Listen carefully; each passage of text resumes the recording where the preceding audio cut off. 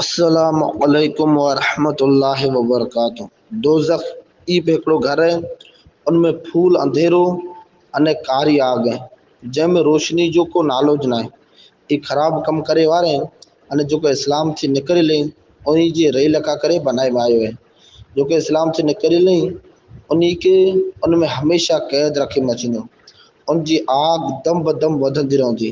जहन्नम जी आग एतिरी तेज़ है कि अगर सुई जे नाके जे बराबर खुले में अचे तो तमाम ज़मीन वारा मणियो उन जी गर्मी थी मरी वञे। अगर जहन्नम जो को दारोगा दुनिया में अचे तो उन जी द्राह वारी सूरत ॾिसी करे तमाम माण्हूअ जी जान निकिरी वञे, को पिणु जीअरो न बचे। जहन्नमीअ खे क़िस्म क़िस्म जा अज़ाब ॾिने मचींदा। वॾा वॾा सप अने भटू विछी उन खे डंग मारींदा।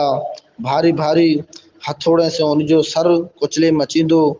बुख अने उन एतिरी लॻंदी कि उकरंदल तेल वांगर इन खे पाणी ॾिने मचींदो अने रोग पीते लका करे कंडण वारो अने ज़हरीलो फल खाधल मिलंदो।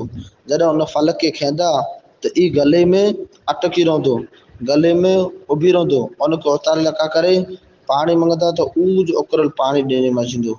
उन जे पीते ई आंद्रा टुकड़ा टुकड़ा थी करे वही वेंदा।